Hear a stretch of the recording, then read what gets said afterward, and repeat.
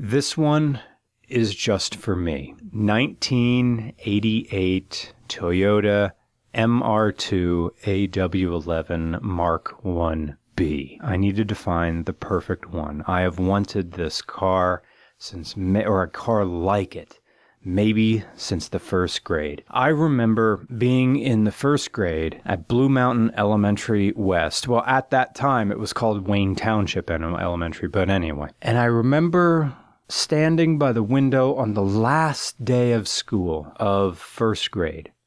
And I remember feeling that the summer was going to stretch out forever. It was full of all the possibilities and hopes and freedoms and wonder that a summer can only mean to a boy that age. And maybe in those memories there was a snapshot of a car like this rolling by the window of the elementary school in 1989. It was a car that didn't look like a drabby machine that just took you to Value City to buy pants for 3 hours. I mean, when you're a little kid, what is a car but the box that takes you to school when you miss the bus? It's a horrible chamber that takes you to church.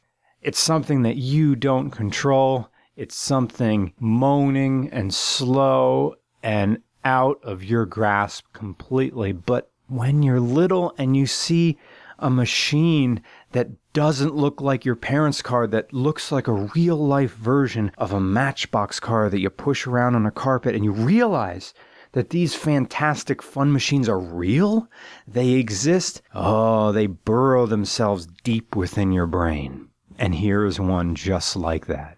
There are two marks of the first MR2. There's the Mk1a and the Mk1b. The Mk1b has a few changes to the manual transmission that resists fifth gear pop out. It also has the spoiler in the rear. It has, I think, the third brake light in the rear as well. I am the second owner of this car. This car was bought brand new in Pennsylvania in 1988 and put in a garage. Found one. In Pennsylvania. Is there rust? Yes. Yes, there is rust. I'm not buying a bridge here.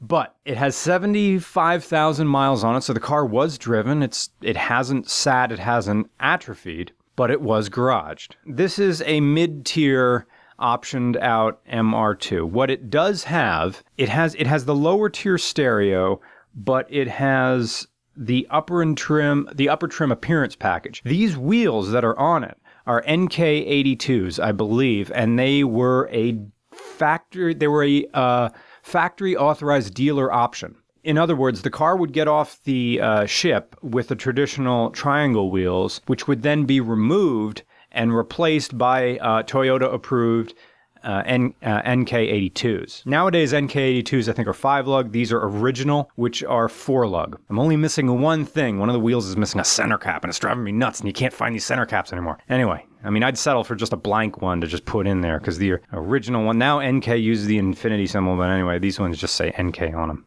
The interior is considered the sport interior, which just means, I think, heavier carpets, although the driver's seat, I'm not sure if it's different from base to mid-trim. The driver's seat has adjustable bolstering, like the little side wings move in and out. I have them cranked all the way out because I'm American. There is some wear on the floor mats and also the gear shifter, this weird pistol grip gear shifter. It's not the best gear shifter, but Toyota went for appearance over functionality. It is leather wrapped and the leather is pulling apart. But the steering wheel, which is also leather, is just fine. It has air conditioning, and it also has cruise control. The previous owner had in period correct cup holders, which I will never put a drink in this car, but the cup holders sit where the sort of little tray sits in the middle of the car. I'm probably not going to take them out because, well, I started putting things in them, like my phone and sunglasses and stuff, because as far as interior storage, there isn't much. You get a little trunk in the back, and then you get some storage space also in the front of the car. It looks terribly fast, and a Mazda NA will kick the crap out of an MR2. The only way a first-generation MR2 could be faster than a MX-5 NA is that if the driver of the MR2 knew how to use a mid-engine car correctly. It's only with the skill of the driver that an AW11 could beat a NA Miata. The NA, even though it's a convertible, is much, much lighter than an AW11. AW11 is heavier than it looks. So if it's not performance, why did I buy it? Well, it's memory. It's the memory of having something like this. I am not going to race this car. I am not going to hoon it. I am definitely not going to try to drift it. All I'm going to do is enjoy this untouched piece of 80s nostalgia. I am going to make my own mixtapes like I used to and put them in the tape cassette player that works. I am going to listen to Vaporwave in here. I am going to cruise at night in the summertime with the windows down. I am going to keep it impeccably clean. And I'm going to have something else to bring to a car show besides the Falcon all the time. This is not going to be a working car like the Falcon is going to be. It's just something that can be appreciated as a survivor. How long will I have it? I don't know. I definitely know that this is bring a trailer type quality, so if I ever part with it, that's where it's going. It's definitely going on bring a trailer. But again, as I'm learning, and I've had this car for a bit, it's not so nice on the highway. At 65 miles an hour, this thing is turning about 4,000 RPM. Which is fine because your red line is 7,500 RPM, but that engine's right behind you. And as fun as this car is, it's droney in here. Yeah, there's a firewall between you and that engine, but it's right behind your ear and it's just going... But the steering is way more skittish than an MR2. It's the way it dives into corners. I don't know. Maybe if I could bring it to a track, maybe, I don't know, maybe. It's just so clean, I don't want to do anything to it. I hardly drive it. Anyway.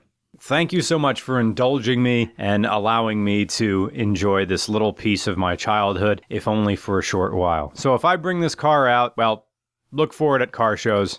I'm sure you can dig it.